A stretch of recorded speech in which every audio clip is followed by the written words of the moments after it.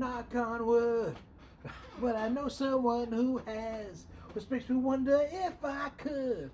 It makes me wonder if I. Anyway, I digress. Hey, I'm Tom the Beer Whisperer. How the heck are you? So the first time I heard that song, man, I was in El Paso, Texas, and I was a bakery deli manager in El Paso, Texas for the Evil Empire. The other evil empire. Not the one that does beers, but the one that is retail. Anyway, I'll let you figure that out. But anyway, he was no punk from way back. Just a little bit older than I was at the time.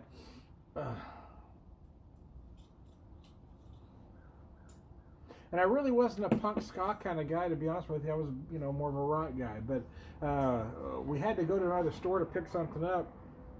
And he played that song for me on the way. I said, damn, that was brilliant. Even my rock self at the time recognized that song was genius. So anyway, Mighty Mighty Bosstones. The impression that I get, the song is brilliant. Both lyrically and musically, to be honest with you.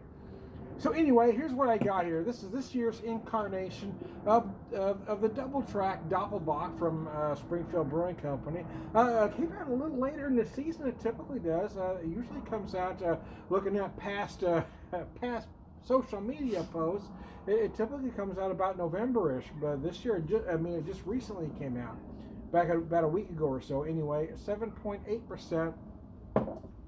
In my opinion, I like a Doppel at 8+. However, that's just me.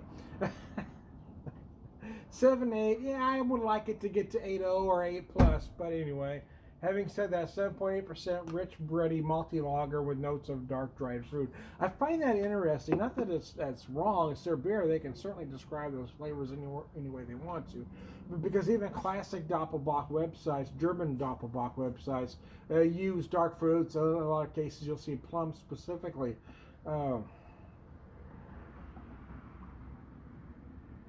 But I find it interesting because traditionally Doppelbock descriptions didn't include dark fruits. It wasn't a beer that typically left fruity esters. I mean, you found a lot of deep, rich malt.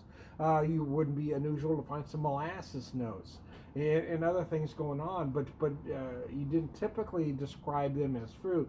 But it seems like that's what every Doppelbock has today is dried fruit. Typically raisin, again, very dark dried plum. I typically have noticed some overripe plum, but I got to be honest with you, even my traditional self has noticed myself feeling some fruit notes from some beers like this.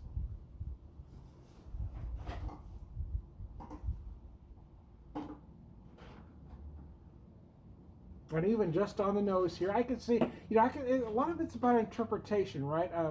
If you've never tasted certain fruits, you're not going to feel them, right? So you're going to describe them as something else. If you've never had certain flavors, you're not going to describe it as that. For instance, there's a lot of certain hops that will give you a tropical fruit note. Some will give you mango, but if you've never ate a mango, your brain is not going to say, hey, I just ate a mango. It's going to interpret that as something else. And so I think a lot of that has happened with beers like this, whereas traditionally, the descriptor would be something other than a dried fruit, but because people are used to certain things, they're gonna notice those plum notes or raisin notes or other dried fruit notes. Anyway.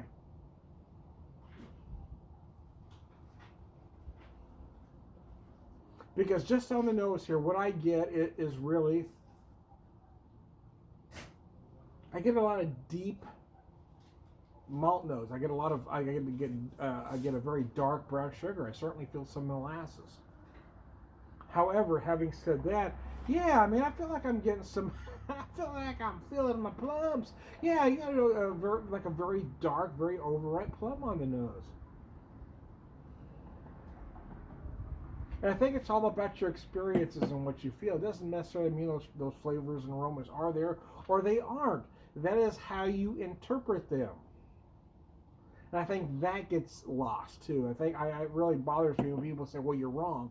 Well, they're not wrong because that's what they smell and taste. How can they be wrong? But that might not be what they're supposed to get, but if that's what they feel, then how can they be wrong?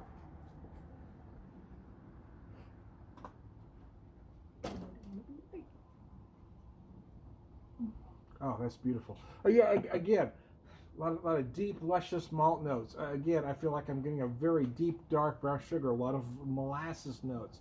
However, again, having said that, yeah, I'm feeling some fruit. I'm feeling my plums again. Yeah, very. I'm feeling my plums, baby. Anyway, you want to feel my plums? Anyway, Tom, that was just wrong, man. You can't say stuff like that. Again, a very dark, overripe plum is what I feel. Also, a very dark raisin.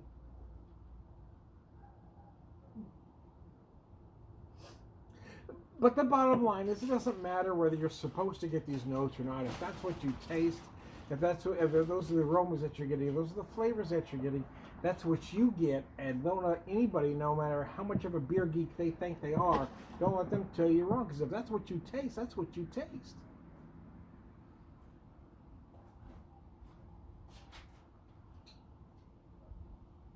Tell them beer snob sons of bitches to get out your face. Anyway, that's my thoughts on the matter. Anyway, Doppelbock. Yeah, I like this one. It's good. Does ABV matter? Yeah, personally, again, I would like to see us say 8.0. Would really feel more like tradition to me. But again, there's nothing wrong with this one. It's got the flavors. It's got the aromas. Everything about it kind of works in the aspect of a Doppelbock. So for me, yeah, I don't care. Sometimes us beer geeks concern ourselves too much with the numbers. It's this, it's that, it's the other thing. So what? It is what it is. It's 7.8. What is that? What I said? 7.8. Yeah, it's 7.8%. Yeah. Would my mind like to see it at 8%? Just to satisfy the beer geek in me? Absolutely. But in my opinion, the flavors, the aromas are spot on, and I like the damn beer. So how about that? I am right now. Anyway, I digress. I am Tom the Beer Whisperer. Who else would I be, man? I digress.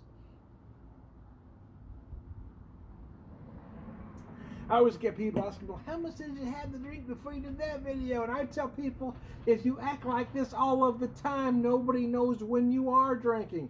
Anyway, I am Tom the Beer Whisperer, beer evangelist, prolific beer drinker, purveyor as a man. Cheese, biscuits, and gravy, that's good. All around good guy. Cheers, y'all.